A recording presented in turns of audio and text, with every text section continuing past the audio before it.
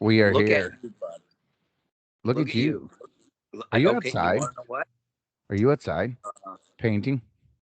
I'm outside. I've got Or do three you have a paintings. massive living room with trees? I have such a big living room. It just looks like I'm outside. That's a great As a living matter of room. fact, actually, you know what? I would like. By the way, the subtitles are on right now, and it's telling me everything we say, and it's fucking ridiculous. I'm not going to turn it off. I'm just going to leave it. But I want to say I don't actually have a living room right now, and this is the podcast is called Dan and Abram versus Life. So here's Hmm. something. I mean, I know there's a lot of people like I'm in Los Angeles, California, and there's actually I've been commuting down to. This is not what I plan to talk about, but it brings up the idea of having a huge outside living room. I've been working in downtown, and you drive through downtown, and it's the pits of hell apocalypse. Well, it's not that bad, but it's pretty fucking close to it. Downtown Los Angeles is fucking gnarly, man. Like the boarded up buildings, and like people always talk about Detroit, but you're like, dude, fucking Detroit doesn't have shit on fucking Skid Row, Los Angeles. Like I'm serious. I actually I've been in Detroit, and like there's really rough, worn down spots, but I actually think downtown Skid Row, Los Angeles is worse. Well, Legit. they have numerically, I would say, as far as the amount of homeless. I mean, you're looking at 80,000 in the city, and Yeah. that's a rough estimate. You know what I Yeah. mean? So, dude, I drive to West Hollywood, border of Beverly Hills, which is like I'm sure people who haven't even been to LA know that that's stereotypically a really good place. And dude, there's tent cities and just homeless encampments lining Sunset Yeah. and like Fountain and all these other places. Like it's expand. Like yeah, downtown is definitely the hub, but Yeah. dude, it's going into Venice. It's up into. I mean, pretty soon it's going to make its way to the front lawns of Beverly Hills, which that's going to be interesting to see how they deal with that. What do you? Because you know the rich people, they don't Like mind. They like helping the homeless when they're far away. it's gonna be the same thing. It's like the cops show up and like they tell you to fucking get lost, and they take you back to a different neighborhood and they drop you off there. Dude, you know. now in LA, shit, let's put it this way.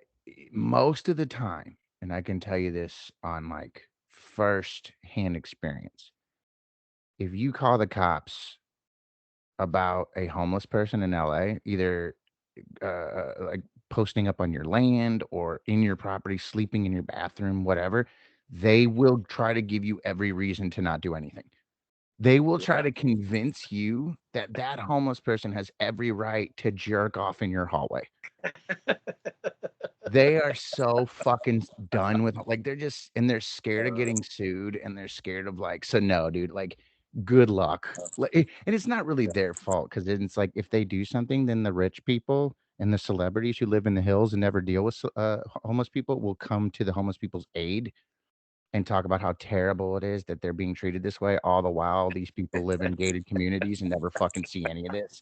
But as long as they look good on Twitter and everything, like they'll just do Uh, that. That's their so it's it's so. kind of like it's kind of a fucking stupid fight on both sides because it's like instead of finding a solution, everyone's just jockeying for who looks like an angel. And it's all fake. It's like the city don't give a fuck. Those celebrities don't give a fuck. And those poor homeless people are, I mean, here we are years later. And I don't want to say poor, some of them are, just mentally ill and there's not that, I mean, there's a lot of extenuating circumstances. A big chunk of them are drug users and fucked up. So it's like, I kind of hate that picture too, where everyone's like, oh, they're all innocent or they're all criminals. It's like, that's a good mix. Like there's some people definitely out there that are just, it's, I terrible forgot. luck. I forgot that this was one of the topics that we first mentioned, that you mentioned, and when we first started doing this, that it was one thing you really wanted to address. You wanted to go back and interview people on the streets. Did you just turn off the subtitles? No. Okay, because they just I naturally think went off. you give me too much credit Oh for no, knowing shit, they're back. technology. They're back. We just stopped talking for a second. Fuck. Yeah. Hold on. I gotta turn this shit off. This is just too much. Hold on. What's going on Abram here? goes, Abram goes, did you turn Oh oh wait, God, wait, no, we just stopped I'm like talking I'm for a like second. I'm like a I'm like a monkey, like trying trying to like just touch stuff and see if it works. Like I maybe can't if I just say keep much, touching man. stuff, I'm if so I bad at just keep touching technology. stuff. Nope, nope, nope, nope, nope. No, now I'm texting you. Shit. All right, let's find it. We're sending texts. I guess so.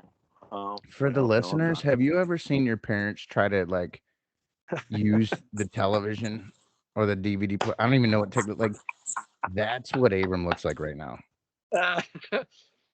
He's like this crazy contraption with its Oh, subtitles. hey, Were you reading your own subtitles because you were wondering what you no, were I saying? wasn't. I wasn't. There were so many of them. They're blocking your beautiful face. I get So, distracted too. Yeah, um, I wouldn't want to block my beautiful face. yeah. So on that note, I mean, we're gonna have to do a whole episode on, the homeless, and not just in. I don't think it's just in Los Angeles. I think across the country, that's certainly a topic to delve in on. But Dan and Abram versus Life, as the title implies, Hmm. is that we try to be honest about things that we deal with in our own life, or that friends of ours are dealing with, or family, or whoever, or you as a listener, write in your Jane Doe and your John Doe letters, and we read your problems out loud so that we can all hear about what the fuck is going on in people's real life. And It's mostly just on requests that, for Abram to give recipes. recipes, we haven't done that yet. We'll do that. You And have, I dude, still, you have an audience that wants that Montana Mex magic that you produce. you know what? If somebody wants a recipe, they need to go to Montana Mex, and they need to get Eduardo Garcia to. I mean, like, you know what? Like, when you go there, you're not just gonna get food for your body. You're gonna get food for your soul. You're gonna feel better. You are literally gonna feel better. You don't even need to eat the food. Just go watch some of his like recipes and short videos. And I'm not saying this because I know the guy, or because it's a friend, or I'm trying to promote his business. I mean, those would be great things. But I am saying that quantitatively and qualitatively, like in this life, I have ran into a very few just pockets of just real, just concentrated, diamonds, diamonds of just real, the human soul being able to express itself. And And he does it through food. he does it through food, and it's not through food though. There's so much more we're gonna have to do on food, because it's the connectivity of community around you. It's like this is where people come together, is around food. Like when you go for the holidays and you see family, you sit down for a meal, and you see friends, and you're around the campfire, you cook something. When you want to go to a football game, you're going to barbecue something. There's all like food is there. And it was funny the other day. I really actually wanted to talk with Eduardo about it. I want to bring him on, but I opened up an orange, right? So I'm feeding my son. I feed him food, and I try to give him good food. And I've been eating pretty clean stuff these days. Like I never thought that like I would get baby broccoli and throw that in and just start chomping baby broccoli. I'm like a fucking horse or something like that. And I'll just eat like a whole fucking Trader Joe's pile of baby broccoli. Like, and that's breakfast. And I'm just like, yeah, this is fucking good. I like this. Beats Cocoa Puffs, I guess, like from a from a dietary, I would say from a health reason. I don't know. Yeah. Broccoli's Right. pretty damn good, dude. I think it's something we're doing when we get older.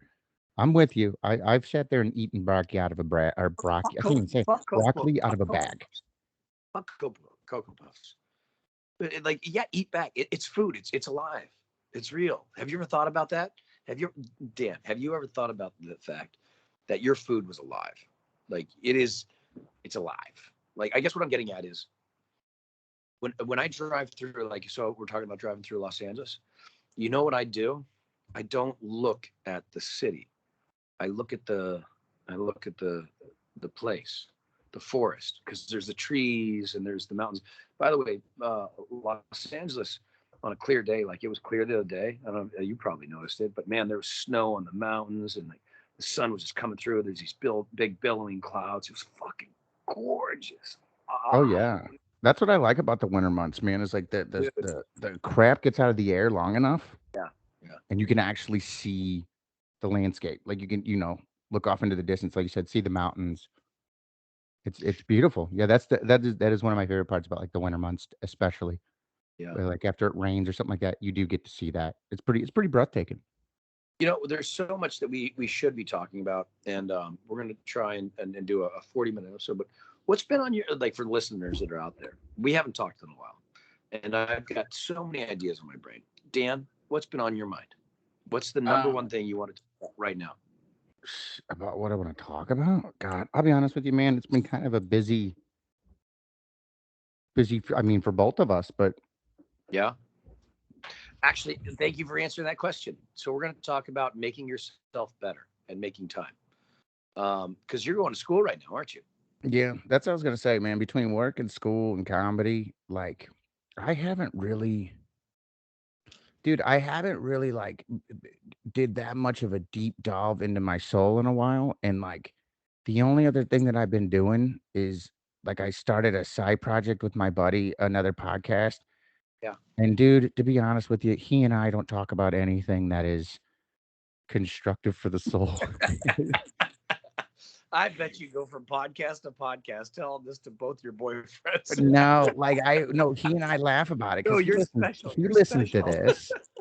He listens to this and he's like, it's like we both said, I said, dude, I want to just have another place because like I Uh, said, right now, dude, between school, between everything, it's like I just want to have a place where I always try, like with me and Abram, I tell him, I'm like, dude, we always try to like have a good, conversation. We try to do things that are like enriching for the soul and things like that. And I was like, dude, but he and I's relationship has always been literally fucking off. If I could sum it up, like here's the funny part about him. The that guy's a sounds like a great best-selling thing. author. He, It's great. did multiple tours in Japan with wrestling, and that's where I know him from is wrestling. That But the sounds like an whole awesome dude. yeah, so like, but he's such a smart, and we've been through some serious shit together. But it's like we do it in the most obnoxious way possible because like just in wrestling, that's how you just keep everybody on the in a good page, especially when you're like Yeah. in a business where you hit each other. And Yeah. so he and I have just it's really just been this letting loose, and it's called irreverent and irrelevant because we're irreverent and we're nobody. But That's kind it's of really like it's fun to watch Hulk Hogan, but you wouldn't invite him over to dinner to meet your wife. yeah. You wouldn't. Well, it's like okay. Whenever I always tell people like, there's a side of all of us that Yeah. is just ridiculous, right? That just thinks ridiculous things, and you kind of almost like even though you're thinking it, you look over your shoulder to see if anyone noticed. You're like, oh my god, I hope no one knows that I just thought that. And you don't mean it in a bad way. So he and I just say it out loud. We just pretty much live that. And so if you ever listen to it, it's really just us having a fun time, making jokes about things that are, most people might find stressful, but it's all done in fun. It's just a way of just letting loose steam and everything like that. So with the homework and with like the stuff that's been going on, like that's my only other thing that I do. It's like for like an hour, he and I, like an hour and a half, we just sit there and we just almost like we would do when we were driving in the same car, going from wrestling shows or like late nights at a diner. Just you just talk about nonsense and you don't take yourself too serious and you just say funny shit. And like so that's been like my only other so it's weird. It's like my stressing or my stress relief has just been to act like an idiot, to talk like a moron on you know what I mean? So this is like the first time I get to get back to being That's a constructive. good thing.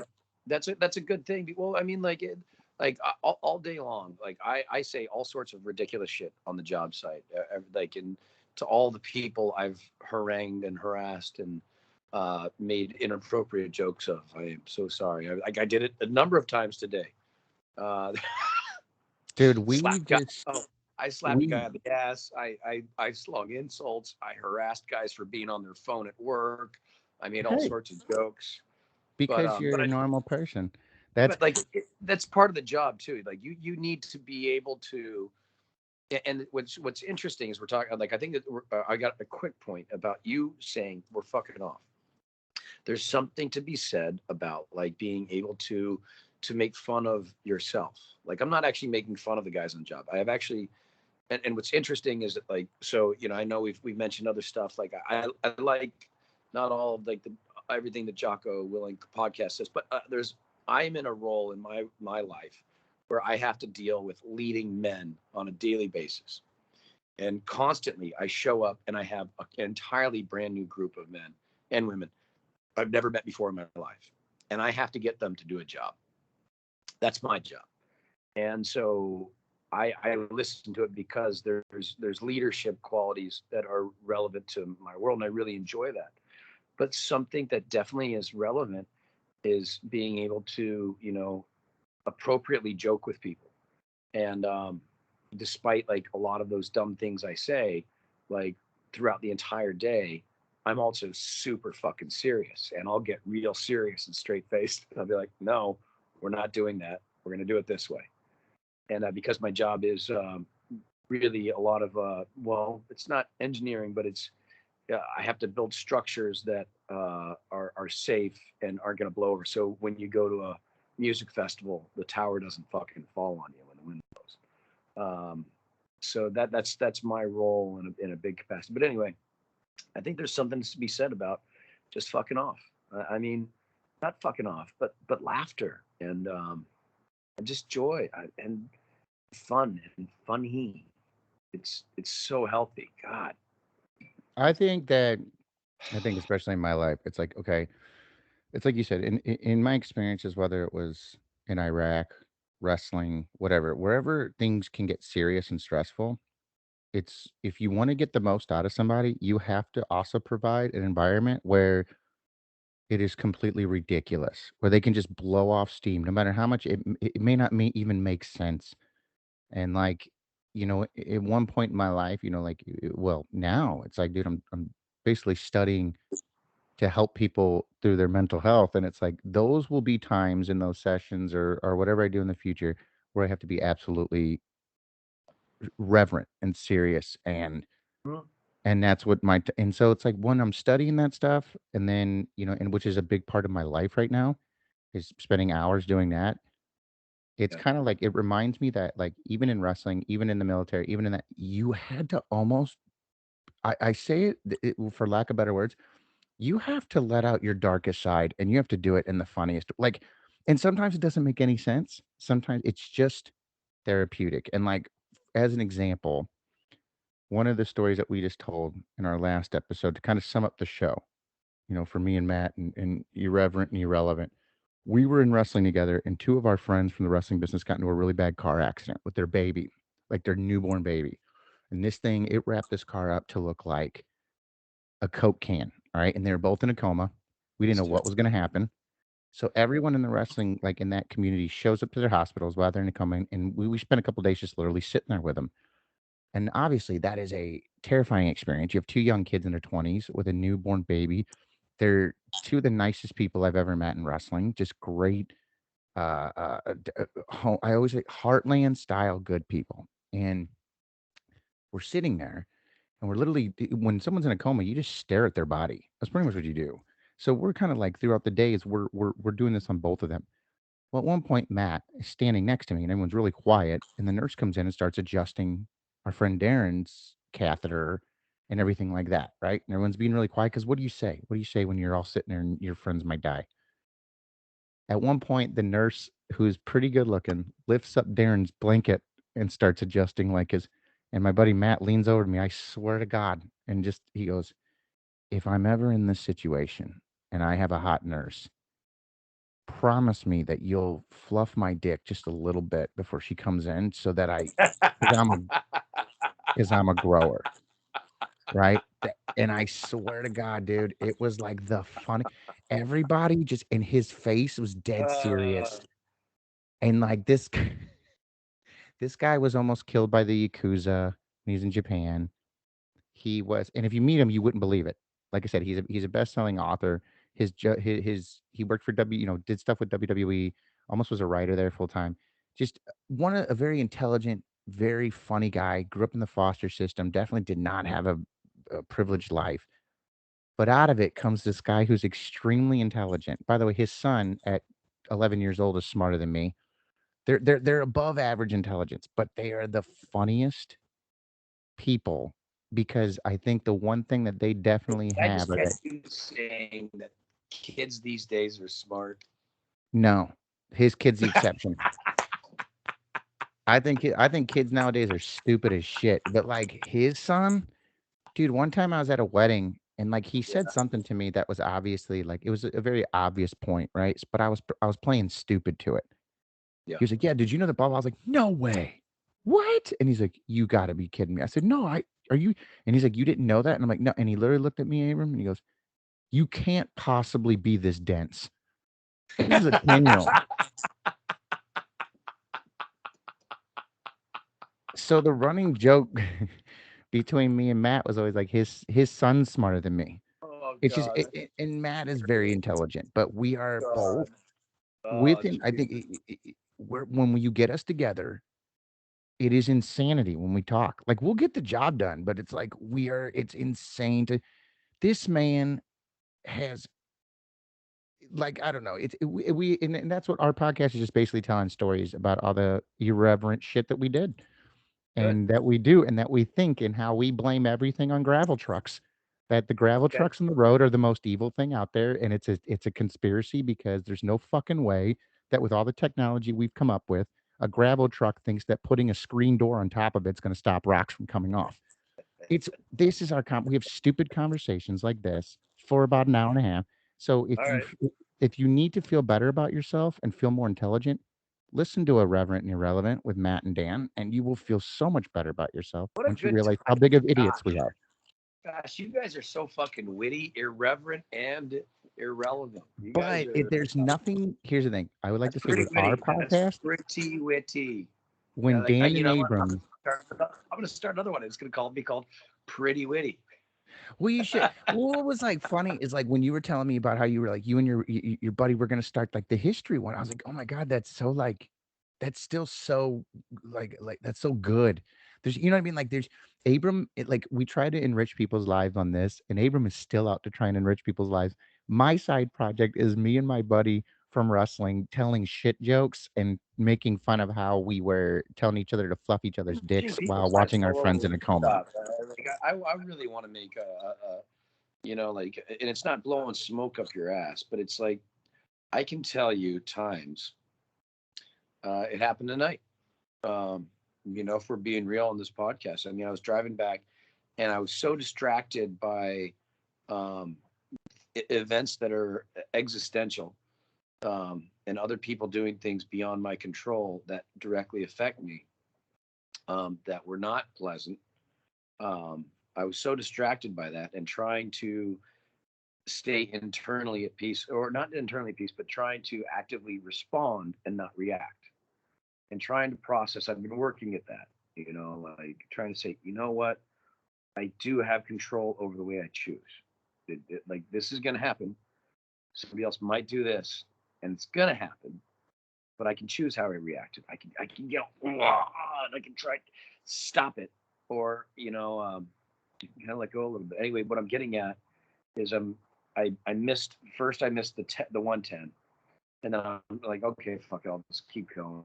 I didn't want to do GPS. I didn't want it to talk to me, and I didn't want to hear it. So I jumped. GPS nags. I get it. Sometimes it pisses me off too. Yeah, and I'm just like, I'll turn it off. I'll fucking figure it. I need to go. The ocean's that way. I need to go south. Cool, I'm good. All right, I'll fucking figure it out. Like I was born before fucking GPS. Fuck you, GPS. I can I'm the fucking same way, dude. Sometimes just on principle, I refuse yeah. to use GPS because I'm like, I used to be able to navigate, I used and to this be able to this do shit is taking my ability to navigate. but I was also distracted, and so I passed the 110, and I keep going west. I passed the 405, keep going west, end up on PCH, which is way slower, but it doesn't matter. But I'm taking PCH back. There's a billboard up on, boy, that's down. You know it. It's down towards Marina Del Rey, actually. And if you're going south on the left-hand side, you'll see it.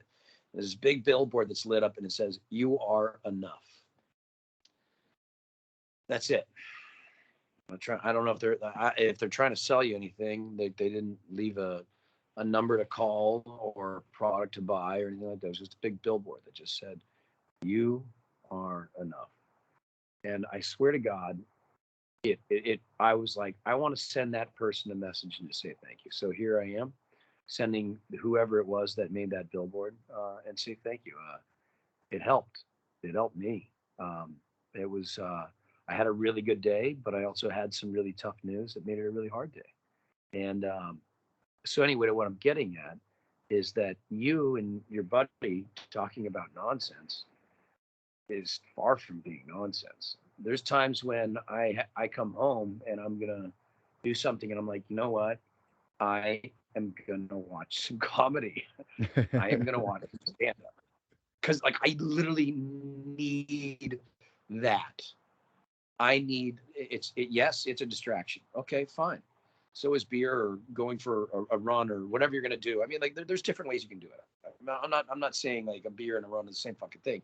I can tell you that I get the same similar physiological effects from beer and running. It's weird. I've noticed it when I run. I jog. I'm like, oh, I feel the same kind of good things I feel about beer, except without like getting fat and lazy. Anyway, and Well, hangover. you're having a dopamine response, like an endorphin, like endorphin release dopamine response. You absolutely are.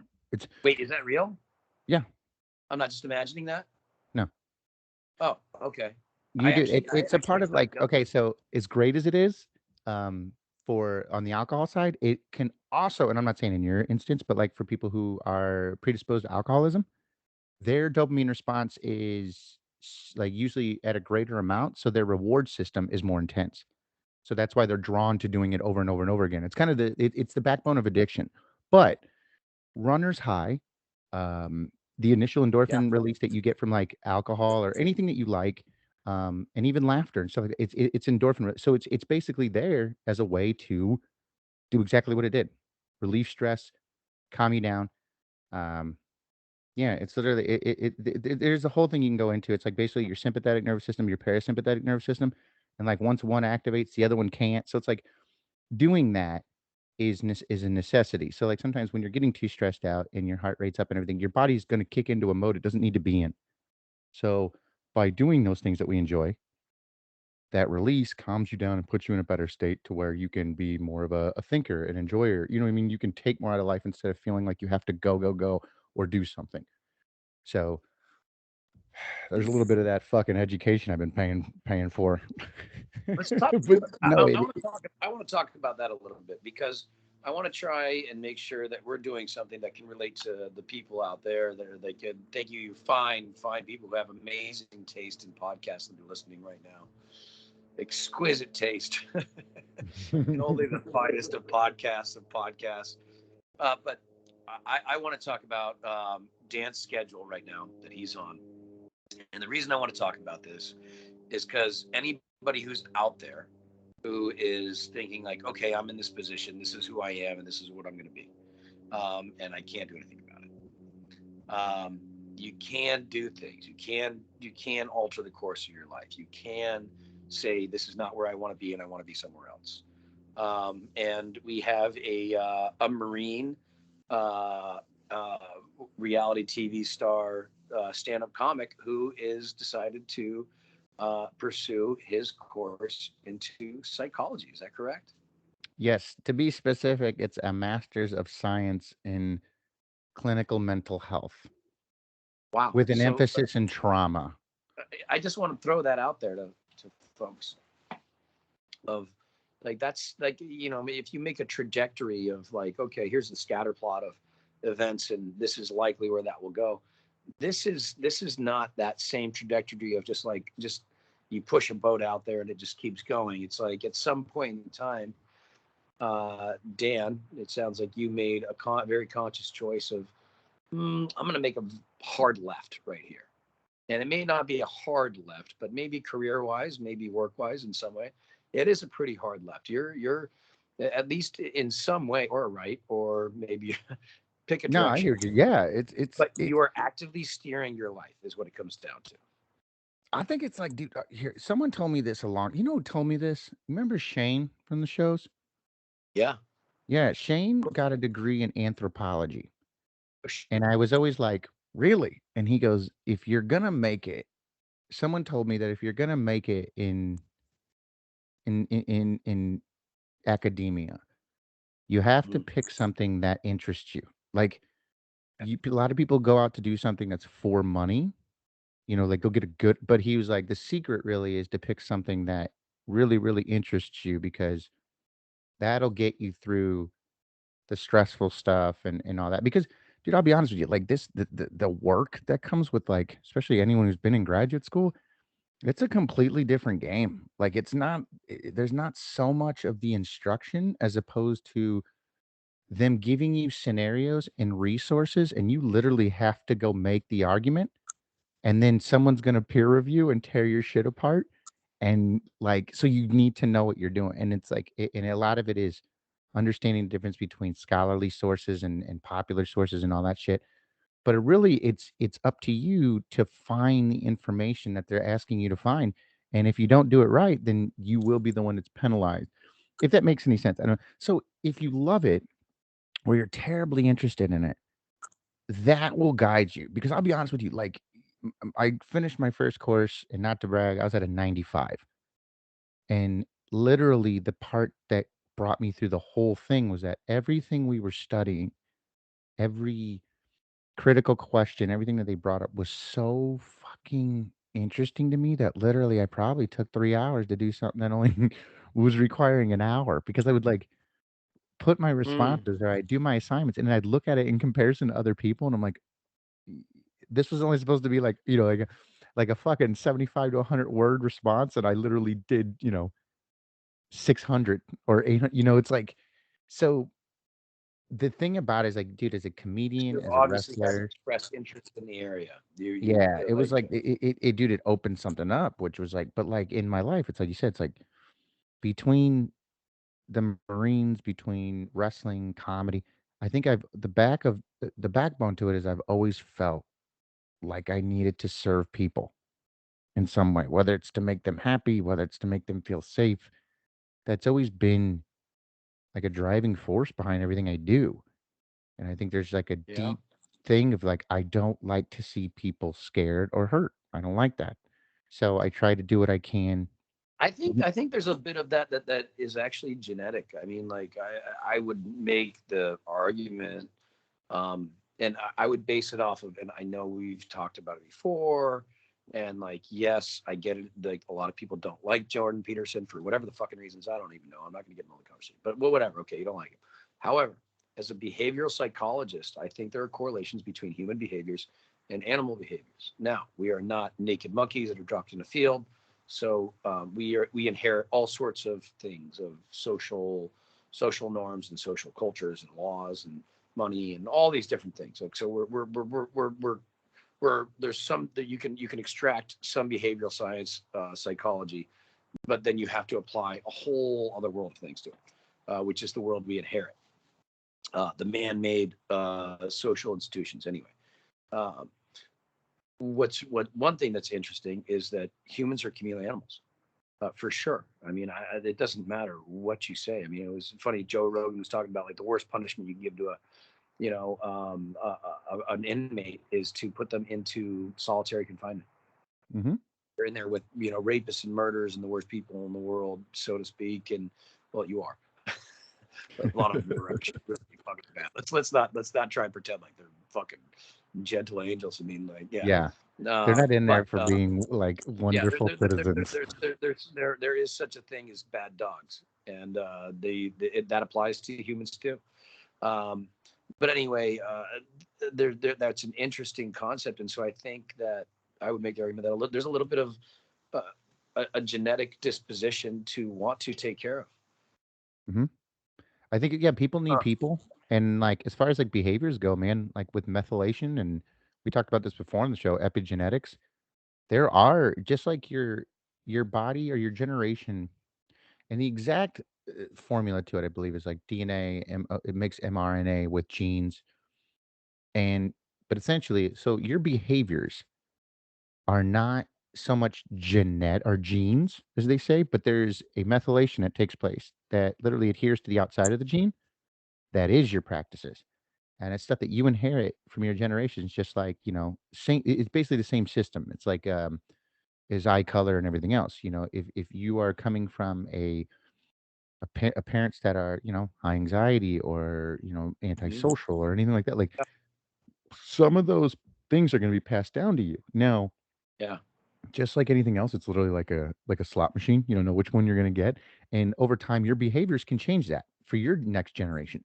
Hey, It's hey, kind of tell like me, you might actually know more about this. So I didn't know this. But so apparently, two kids or five kids, take five kids from the same parents, or take 10. Let's take 10 because I come from a family of 10 kids. We'll take 10, and I like the number 10. It's nice and metric. A nice round Anyway, number. I like it. Go. next round number metric. Like I don't know. Like I wish we would go to fucking metric, please, for the love of God. Anyway, Metric's um, easier for me. That's you're never gonna have to convince me on that. I'm still wondering why the hell we're still doing like 1.25 I need to centimeters and convert fucking decimals to fractions constantly just to be able yeah. to take measurement. One fucking 10. It's the numbers we use. Go Yeah, to I'm metric. totally down with the metric. Anyway, I'm with you on that, man. You don't have to. yeah, You got a it's supporter there. fucking time. Okay, it's fucking time. All right. Anyway, moving on. But somebody was telling me like out of those 10 kids, so you can like those 10 kids aren't all just a product of the same genetic material from the two parents, because the two parents have all of the other grandparents, all the people that came, all your ancestors came before you, and what happens is that depending on the egg and the sperm that come together and whichever combination, because each one of those contains a different combination. So say one kid gets a lot of grandma and grandpa over here and great grandpa and grandpa over there and a little bit of mom and not that much of dad. Actually, it actually skips dad. He just carries, so he gets a lot of these other people, and then the other kid gets a lot of mom and dad, and then here's another one and he just gets a lot of grandpa and a lot of mom, and then it gets there's all these different combinations. Is that correct that you don't just get the same set of?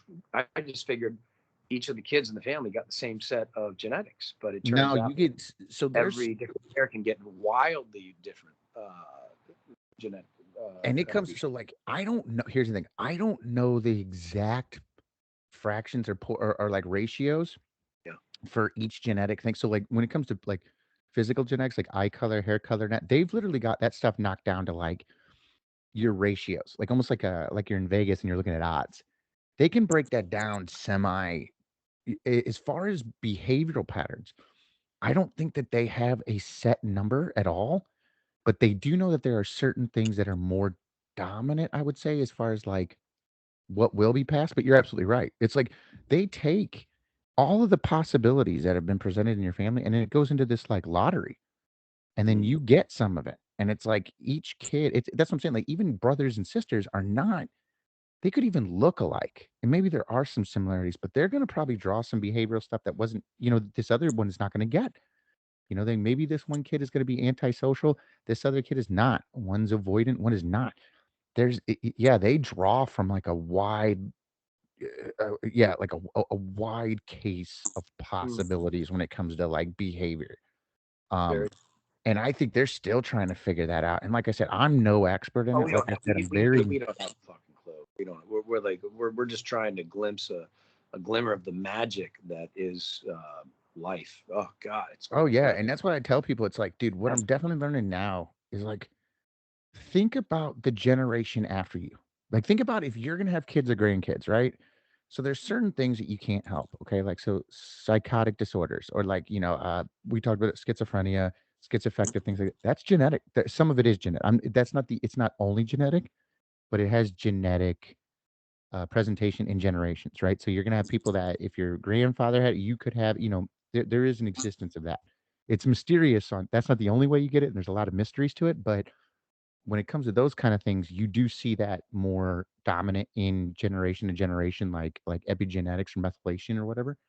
Um, but as far as like like a kid that's higher in anxiety, right, or something like that, what you can do is as you grow up and you notice that maybe if you can get a hold of certain behaviors and practices that you feel are not conducive or not helping you, learning to deal with those, whether through therapy or whatever, will actually help the possibility of your future generations not getting those or that not being a repeating or as dominantly repeating as far as like behavioral in your generations to come. If you make an active, and it's not one of those where you're like, oh, I just won't acknowledge it. It's like, no, like if you can go and learn how to kind of calm down your anxiety and be more functioning, that behavior long term will have an effect. How much I can't tell you, but it will have an effect on the generations to come. So like literally helping yourself helps your future generations,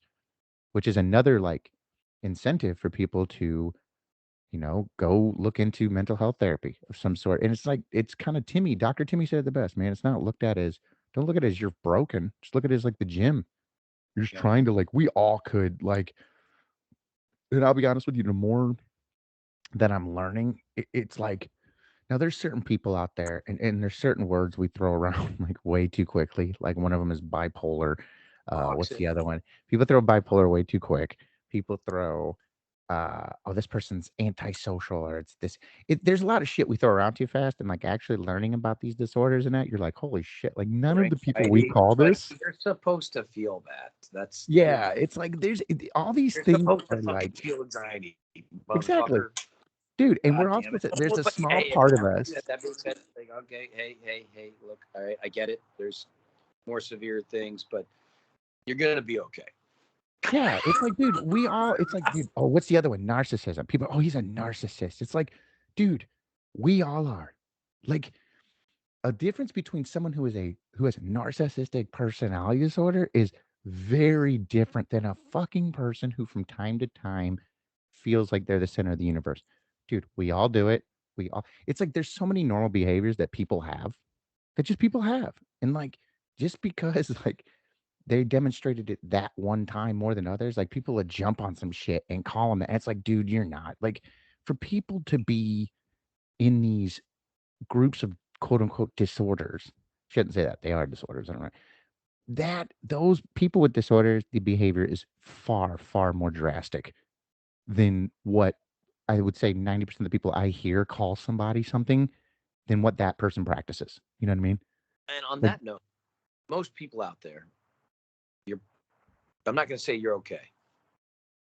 Um, you might have some shit going on. You might be dealing with some things. And I know lots of people, the majority of people I know, and myself included, are dealing with a number of things that to a point where I've looked it up to see if I did have disorders.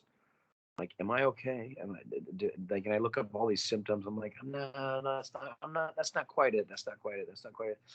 And you're like, you're supposed to feel. Um, you're supposed to feel. I think we're sold this idea that we're just supposed to just be constantly happy, and it's like this idea of, well, uh, maybe it's a poor timing and choice for me because it's more personal, but like this idea that you'll just be in a honeymoon love forever, when you get married after that, this thing, and there's all sorts of other things that go along with it. And I talk about different types of love too. I really feel like love is such a abused word in the English language today. It's got this Disney connotation, and really we should have at least 10 more words to describe love. I should have a word for love, which would be, I guess, fraternity or brotherhood, but that really doesn't cover it. Like my love for my brothers, like my friends, my comrades, my comrades. Somebody's gonna tell me I'm a fucking so fuck it. Everybody calls me a fucking socialist these days. And you know what? Fuck someone will you. get upset. All right, yeah, And people get upset about everything. So fucking yeah, good luck not upsetting fuck someone. you. All right, I'm gonna put this up your fucking ass, and then you'll really get fucking upset. All right, go ahead, fucking, put me on the spot. I fucking threatened to sexually assault you on my fucking podcast. Don't fucking listen, motherfucker.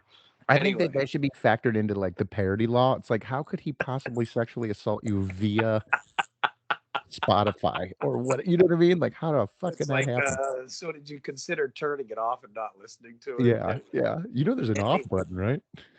what we're really getting at, and I think in all of this, and what I wanted to get at, and what got us off on this side, kind of a discussion, was talking about changing your life, taking an active turn, and bringing it back to the audience and the you who is listening to it. The whole point of doing this podcast is to connect with you. The whole point of doing this podcast is to try and say there's other people going through things that may not be the exact same thing, but there may be some similarities. And we may be able to put that out there and draw conclusions and find some things that may work in those scenarios to help navigate those waters. And I think one thing is that, like, okay, yeah, you may be going through some things and you may feel like you do have these disorders. It's okay to feel those things, number one. and we always are encouraging counseling. I think this is almost like some kind of advocacy for counseling. By the way, on that note, I still haven't gone. Okay, now I did set up an appointment. I did do an initial interview. What ended up happening is that I just got new health care with the new company I'm with. And so now I'm going to be able to have much more affordable, and it which does make a big difference. And I get Oh it. yeah. It's a big financial hurdle. So having insurance, like I'm going to wait, a month or two, and I'm not telling people to wait, or I'm saying, hey, there's other resources out there. I've been actively, doing like Headspace reading, things I can do. There's all sorts of resources that are out there for free. But anyway, going back to it, I want to talk to real people, and they're probably like you or me, and they're probably commuting to or from work. And while they're listening to these kinds of things, I listen to the stuff each day, and it really helps me out. And I just want to talk about real people making real changes in their life. And can we go over a little bit of the schedule of your day? Because I know you're studying and working nights. Is that right? Dude, yeah. Well, basically, like this is me waking up to talk to you right now Yeah. now we're at 10 o'clock. So when we finish here, I'm gonna literally go and work overnight, and then I'm gonna like don't tell nobody, do a lot of reading and stuff while I'm there. Yeah. But yeah, usually it's about 2 to 3 hours of homework a day, along with like 8 hours of work, and then I try to fit the gym in there, and So that's 11 hours that you're at, and now we're at a stop at the gym. So now we're at a minimum of 12 hours out of the day, and that's yeah. not including your commute. How long is your commute? Shit. That's not that bad actually because I'm doing nights and days now. So about 30 minutes. 30 minutes both Okay, so way. that's another hour. We're now at 14 hours in your day. Yeah. So I mean, like, dude, I factor in eating, and then if I have to We do, haven't factored in eating yet. We haven't factored in eating or shitting. So we're at dude, 15 hours. to be honest with you, a lot of the shit is carryover. Like, dude, like a couple weeks ago, I went back to do comedy. So I was doing a weekend, and literally during the day, I would wake up in the morning, drink my coffee, do homework, and then like leave, go to the fucking show, do the show, come back home, go to sleep, and that's what I did. So like, even though like I didn't have really any free time, and it was like people that were like, "Hey, you want to come hang out or come to?" It's like I fucking can't, man, because like everything was on a deadline. It's like you have like 24 to 48 hours to get something in, and the shows are, and you of course like you're with the headliner, so you want to like hang out with him a little bit afterwards and stuff, but like. Dude, the traveling, and even then, yeah, it's like during the day, you have to double up on shit. You really do. It's like with me, like I knew a read on the plane, or I'll have the shit in my phone, like something that I have to look up, like either a fucking, a source or case study or something and I'll be reading that while doing other shit. So it's like you definitely got Yeah. to double up, which I do. I'll be honest with you, it's really good for me mentally because like it makes you focus more and you kind of get more out of your day. The funny part is that I guess the stress levels have like, dude, brought back some shit that like haven't happened to me in so long, dude, as far as like panic attacks and nightmares and shit like that. But it's like I kind of forgot about that. Like when my stress So levels go up, that it's kind like of shit stress levels, happens. bringing that back a little bit. Yeah, but it's not bad. It's like, dude, it's just and I know that once the adjustment is made, like, once I get more into it, I think it's just, like, that initial introduction to where I go from, like, pretty much having my set schedule, and it's like, dude, I would go to work, and then I do comedy, you know what I mean? I love comedy. Work was never that hard, or do auditions or stuff like that. That wasn't bad. Now this is, like, the first time in a while where it's like, "Alright, dude, you have to have this done by said time. Your money's on the line." You know what I mean? Like, if I fuck these classes up, dude, I'm paying for them. It's like so there's definitely that, like, crunch time mentality that's kinda up the stress levels, but dude, I mean, I like it.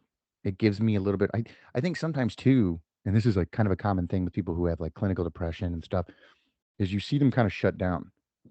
They think Mhm. that by relaxing and all that, like, they'll get a hold of themselves and that'll be better, and I guess sometimes if you're overly, worked, you should do that, but also sitting there, it could be a bad thing. You need to be constructive. You need to be doing something, and eventually you'll kind of get out of that rut. Whereas I think people with depression, they want to lay in bed. They want to kind of, well, first it starts down. I'm just gonna rest. I'm not gonna do this. I need to take a moment, which sometimes it's really good. It'll help you. But Yeah. then it leads to people staying in bed for days. Then they don't want to do anything. It goes in reverse. So you got to watch it.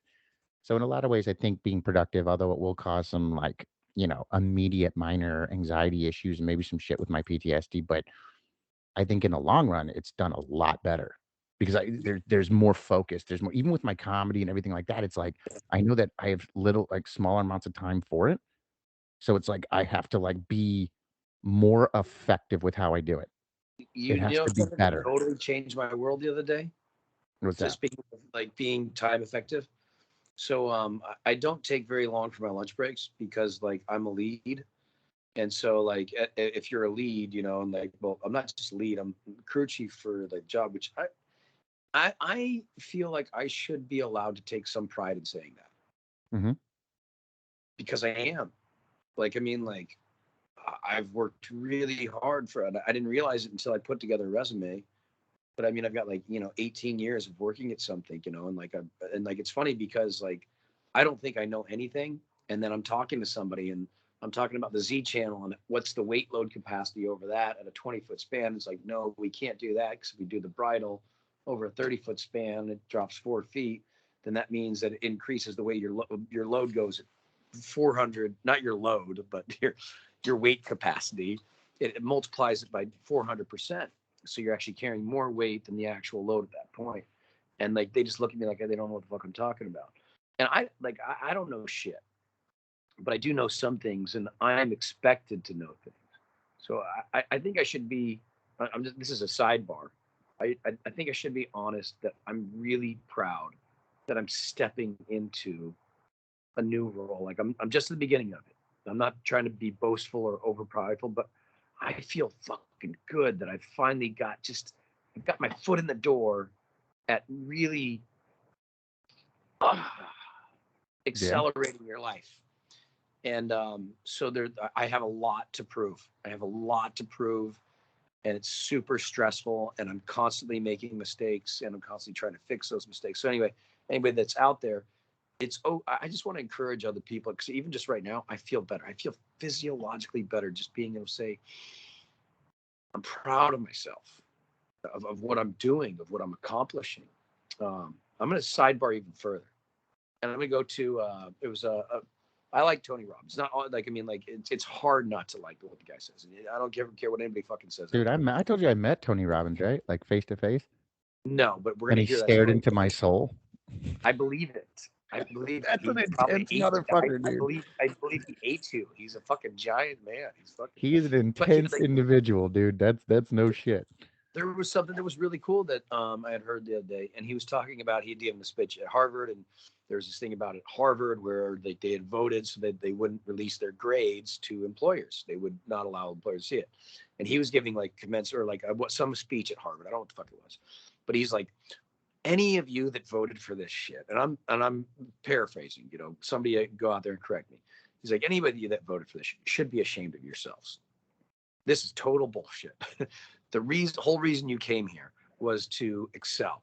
The whole reason you picked this school because it was a good school because you wanted to excel. And then there are the people that are out there that are working their asses off, that are getting 4.0s and fucking making this happen and dedicating themselves are doing it so that they can excel. And if somebody is getting get 2.5 and then they just don't want their employer to see their grades because your grades don't something along the lines don't show the whole education, fine.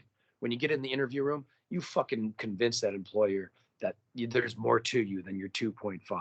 But in the meantime, you should be fucking sharing it. You should celebrate the competitive nature of it, and it's okay. And I'm not going off on some kind of Ayn Rand tangent here of capitalism is this fucking pure thing, but there's this balance, and so it's okay to say hey man, I'm really fucking proud of myself in a very humble way that I've put 20 years into something and I've finally gotten good at it, and I'm respected in it, and I'm competent in it, and so I would encourage more people to embrace that. You know what? Whatever the fuck else I was gonna say doesn't matter. That was more important. No, Where that's a I was good. going. Too often, too Yeah. often, and there's a balance to it. Too often, people don't look at what they've accomplished, and they only look at what they're falling short on. And you I think have we're to told to. look. I think You we're have, told to, and we're programmed to, yeah, to think of all the ways we're falling short, and and that's that we need to fine. buy our way out of it. And you don't. Yeah, I think it's fine to the state of you should always stay motivated to keep trying. But also at the same time, you got to take a moment and go, listen, look where I've come. Look how far I've come. And you need to acknowledge everything you've accomplished. And I'm kind of like from, my family's kind of in that same mentality of don't do it too long. Look back and be proud of yourself for a second and then Yeah. turn your ass around and keep going. Because, what I mean? The minute you get too proud, you're going to be complacent. But you need to stop. It's like you said, there's moments like you had where you got to stop and go, listen, man, 18 fucking years of working my ass off. There's nothing wrong with acknowledging where I started and where I'm at now. Yeah. And And knowing that, hey, if you work hard, you fucking get better. You it's, go farther. it, it doesn't happen overnight. Yeah. It's not like, oh, that happened and like suddenly to get where you want to go, you have to get there. And Yeah. I've Nothing been worth making, it is yeah, going to be easy. And no, nothing worth it is going to be short. I've been making little bites, and that's what I wanted to tell you, and that's what sent me down the crew chief thing. Is that as a crew chief, I take shorter lunches. Like all the hands, they take a full lunch. And I'm like, and they take breaks. I usually keep working through it. I'm like, no, go take your break, enjoy it. That's my job. I mean, like, yes, you get more privileges or maybe more freedoms, but you also get more responsibility. And so, like the hands, they eat first. Like they go, they get taken care of. They come back, they get their full break. You're not taking the break. So, in my lunch breaks, I eat quick, and then I get back to work. And um, I now carry, well, I've been carrying this fucking kettlebell in the back of my truck for a little bit. And I just throw it in the back, and because like I didn't have another fucking spot to put it. My ex-wife didn't want me to have it in the house. She didn't like it. It's one of those on it ones with like the face on it. I Yeah. fucking love it. I paid extra just so I can have a mean faced kettlebell. But like I carry it around the parking lot. And so like now, like during my lunch break or like right before I get to work or right before I leave work, I'm like, all right, motherfucker. Get that blood pumping. Dude, I pump out a couple kettlebells and like just get a little bit like, and it's not kettlebells, not just for arms. You can get some great fucking rugby leg workouts and like that I looked up Mm-hmm. that will kill you. That will kill your legs. And so I've been just a little bit of those, and then we'll do like push-ups and pull-ups on the job site. Everybody drops down fucking 20 push-ups. All right, we're gonna do 30. All right, we're gonna do 50. Like that was like all day long. Guys are dropping down and doing that. And but anyway, there's things like and it's funny. It doesn't seem like a lot, but 4 different sets of kettlebell swings or lifts, and it totally changed my perspective on life. Did you know that? Mm-hmm. I'm not saying like, oh, you need to go work out. I'm saying like, hey man, find something like if you like it, that's fucking good. But like if something that can move you, if there's something that motivates you or gets you going, but I can tell you distinctively that physical motion, like I think that a lot, especially today where we're very confined in, a digital world. And now there's a metaverse. What fuck? Well, I don't even know what the fuck that is. Somebody who's out there, explain. Go do it and get back to me. It's basically a virtual reality world where they literally have finance, they have everything. It's why live in this world? Just go live in a fucking fake one where you can. It's dude. To me, it's the secret to making money off of humans is to give them a place where they can run away and they don't have to deal with reality. And that's where Yeah, tech is that going. sounds bizarre to me. I like. I mean, hey, look, cool. I mean, if it works for somebody, I'm sure somebody can. But somebody needs to explain to me why. Well, there's a lot of like, and I'm not going to go too much into this, but there's a lot of this being linked to intermittent explosive anger, into a 56% rise in suicide amongst youth since 2007. There's a lot of negatives coming from technology, to where it could be used for good, but it's also Yeah. being used for fucking Well, bad I think because it's also because people will sell us I go out for back. money. You're cooped up and you think that this is your world. Like, I mean, like you've got blinders on because your blinders are looking at a phone, and it's not a negative, but it can be. And so, like, like put it down, breathe, and go lift some fucking weights. Or the other thing is, oh, dude, my fucking bow and arrow. Oh, Yeah, dude, just I don't had no shoot the idea. neighbors. Dude, I love it. I kind of laugh about it because like I wonder if the neighbors are watching me because like I'll start shooting and then all of a sudden I'm slinging arrows. And the other day I just started growling. I was like,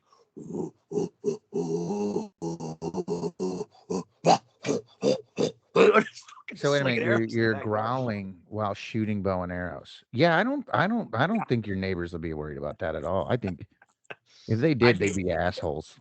I was hiding behind my painting, and then like I would be like pretending. Oh, I was envisioning like shooting from behind a tree, so stepping out and loosing it from a tree, loosing it from a tree, and like stepping out, and then like I was putting myself back so that you'd have like two spots like in your way. It's like something's blocking you on the right side and blocking you on the left, and you got to shoot right through the middle down to hit that target. And I was taking shots like that.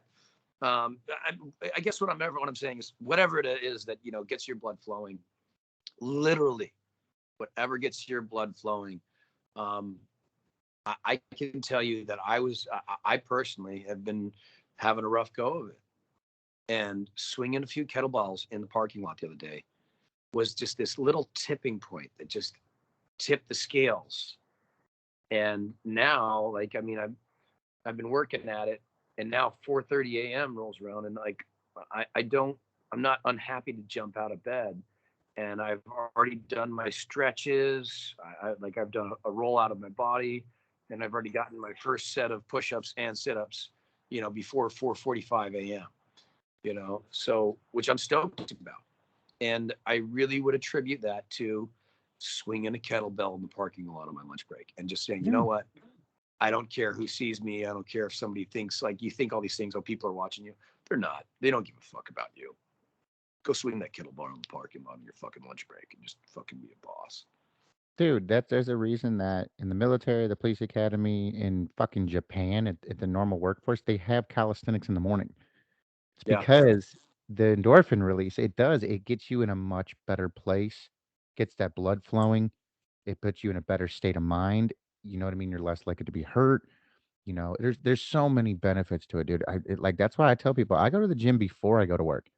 People are like, oh, do you go to the gym before you go to bed? And I'm like, no, I start my fucking day with it because yeah, exercise makes you want to be more. No, I'm not trying to kill myself in the gym either, but no, exercise is an essential part of self care. Whether you're yeah, doing it yoga, whether you're doing calisthenics, weightlifting, kettlebells, anything like physical fitness does great things for you chemically. yeah, And that's scientifically proven. So I am a big advocate for everything you say. And I yeah, 100%. You ain't get, hey, you're preaching to the choir, bro. You ain't got to sell it to yeah. me. I'm buying. I get it. I think it's wonderful, Well, especially if you're going to go into a job where it's labor because you guys are doing labor intensive shit. You need to yeah, make sure that you're not hurting yourselves. I think it's even yeah, more imperative that you guys are doing some kind of like, warm up exercises, you know, body weight exercises, some shit. I think that's just going to help you physically, like mentally, but physically in yeah. the long run, I it's going to like prevent injuries. usually like I won't sit down for at least 12 hours. Yeah. That's good. There's no down, I mean, so like it's a 12-hour shift and you'll be on your feet the entire time. But like it goes back to, us and talking to an audience and trying to make it relatable. And, I think part of what I really wanted to, broach or suggest was, like you, Dan and I have not been able to make this podcast happen in a couple of weeks, and we're shooting text back and forth trying to coordinate a time. He's on night shifts now, I know. Like, and we're like on opposite fucking schedules. yeah, and I'm up, So hard. I'm up 4:30 a.m. and I'm usually in bed by like I shit you not, I will go to sleep at 8:30 to 9 p.m. each night. Like I'm in bed early, and unless I'm taking care of my son, like the days I have my son, like I usually have him, asleep by 8:30, and then I'm ready to go to bed right after that. 10 o'clock's a late night for me these days. Real fucking party animal. Hey, man, Uh, when you got important shit to do, 10 o'clock to late. but that's one of the things I wanted to talk about is like, look, I mean, like Dan's reading and like, and don't tell anybody, but he might be studying at his job a little bit when he needs to. So you're doing double duty. Like I realized that I was not gonna get any time at a gym, and so I've got a kettlebell in the back of my truck, and I show up to work early, and I can do just, I mean, it's less than 5 minutes, and I can get just a few sets in, some lunges, and I can do some swings, and then we're doing push-ups on the job sites, pull-ups, and then I also took focus pads. I've got a bag of focus pads and mitts. There's one of the guys on the job is a kickboxer, and so like I brought the pads, and like this morning I'm like, I got pads. We're fucking going right now. Let's go. And he's like, I think I kind of, jumped him and surprised him. He's like, okay. I didn't know we were going to be doing kickboxing at the job site in the morning. Fuck, dude. I just, okay. But like, it'll grow on him. Tomorrow, I'm going to get some sets in with him. But, like just, we get a couple breaks out of the day, and I'm like, okay, we're going to hit mitts, like on our break, we're going to do some push-ups, while we're working. Everybody drop and fucking do 20 push-ups, and they do it. And like, so, I mean, there's ways you can make time if it's a priority. And, I'm glad that we're making time right now, Dan. We made time to make this podcast priority. And there's so much more that I've got to talk about. Like that doesn't apply to just me. There's a big one. I think I just heard the title of the book the other day, The Fourth Turning.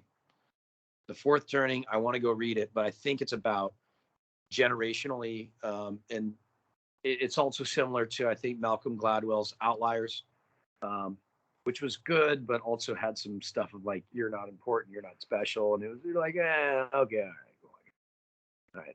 You were just born at the right time, and that's how you were fucking special. Okay.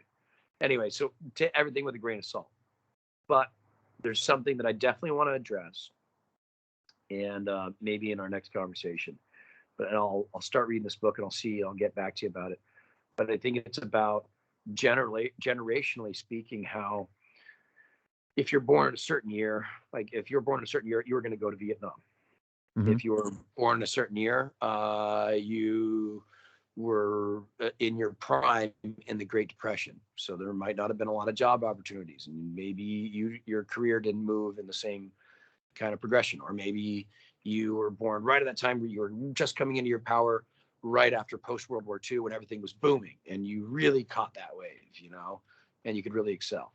And there's something to be said about, if you look at statistically in an anthropological perspective of where there's certain, if you were born in this time frame, it just might be that you're hitting this age, like say your early 20s. If you hit your early 20s in this time frame, when there's a lot of people and there was a lot of growth and opportunity in this place, you hit it right. There was a bit of luck, that is a real thing. And so there's something that I want to get to, is that I keep on hearing stuff about, millennials this and millennials that. Wait, Dan, we're millennials, right? We're like barely on the cusp, dude. Like I think it's 82. Well, but what we're the not. Fuck else are we? What's the other option? Dude, we're closer to X than we are fucking millennials. There's X and millennials. Yeah, I think it's Gen X, and then it goes into millennials, and then it goes into Z. I think Gen X, or we're millennials. I don't understand. We're technically millennials, because I think millennials is 82. Okay, cool. Because millennials actually sounds cooler than Gen X. I think Gen X sounds cool. I think. Yeah, but also, like I tell people, dude, the beginning of that group and the end of that group are vastly different. That's why I don't get like, dude, you know what I'm saying? Like kids born in the fucking 90s are a lot different than kids born in the 80s. You're absolutely right. That age difference does make a difference. Like the cultural norms that were there that influence those individuals will influence them in a different way. And so you got to think the internet came in the middle of it. Yeah. And that caused a huge fucking difference in people. But yeah, no, I mean, we're technically millennials, I believe. So I think, in my opinion, that, I can't say it now, but I think that looking back, I believe, because what else am I going to do, that millennials are actually going to be a really spectacular generation. And it's not just because I have hope for it. I also think that I've been looking around, I've been having this conversation with friends, and I think that I have to talk to somebody who knows more than me, but I think that statistically, there might be a lot of people that are retiring right now from senior level positions. And there's this kind of this opening, there's this window that's opening right now, of where all these senior level executives are kind of like, then all of a sudden, there's not a ceiling over you anymore. Mm-hmm. There's not the managers over you anymore. There's not your supervisors. All of a sudden, you're like, oh, those positions are available. And I think that we're in a really unique position where we're just young enough and just old enough. I'm almost 40, and that's this nice age where people are comfortable with you in these more because you're a little bit more tempered out. You've got a little bit more experience, and maybe you know your asshole from your elbow a little bit more than you did when you were fucking 20 and you thought you knew everything. And nothing against 20-year-olds. I mean, like I did some really cool shit when I was 20. I know some really cool 20-year-olds. But what I'm getting at is I think that there's this huge open field or a window that's opening up to us as a generation with just opportunity that's never been there before. The technology that we have at our fingertips, the information that we have, whether or not there's misinformation, you have access to fucking just vast fucking information and ways to, access the world in ways that never existed before in human history.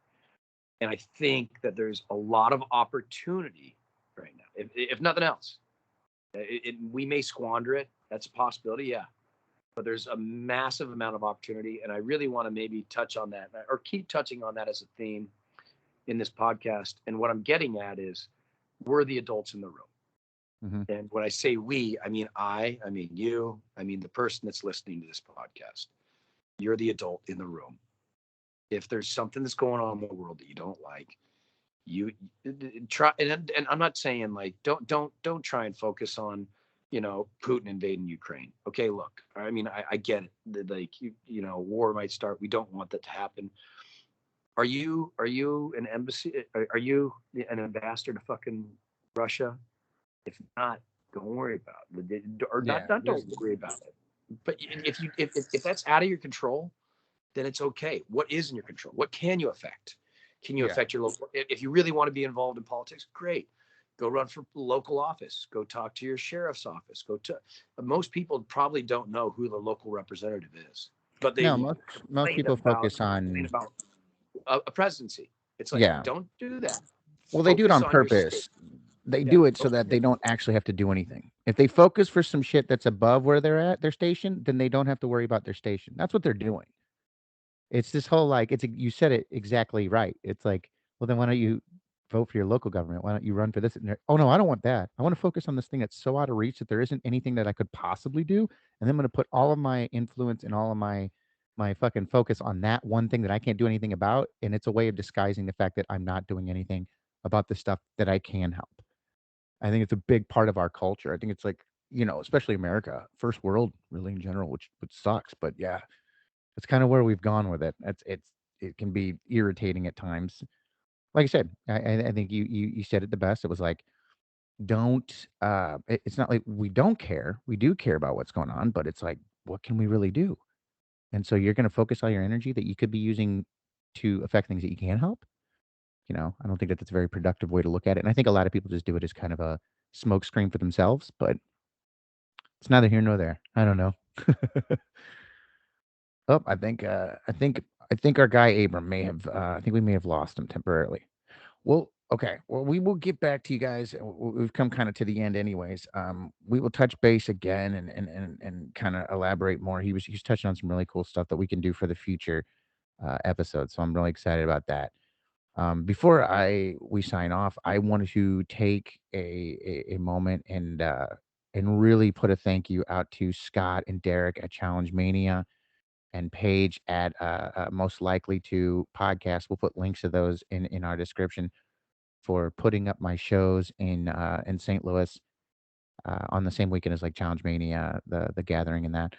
We got a lot of people that came out that I got to meet, and it was so cool to touch base with everybody and to kind of meet everybody and get face to face with people that are fans of the challenges, people that I didn't think would remember me, but apparently did. And I'm sure, know and love Abram and that. So just a lot of kind words. I really appreciate it. Thank you for those two podcasts for just putting up my shows and getting groups to come out that I got to meet. It was really neat. And I'm really glad that it happened. And I'm hoping, in the future we can return the favor somehow or work closely with Challenge Mania and Most Likely too. Like I said, we'll put some links in our description and bios so that you guys can check out those podcasts if you haven't already. But I imagine all of you guys check out both those podcasts. But I did want to say thank you. I was really appreciative.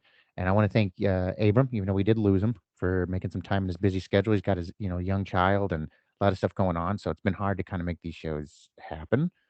And I appreciate all you guys too for just taking the time to and being patient with us. We really appreciate it. And we will get back to you. I promise. In the future, we're gonna have more. We touched base on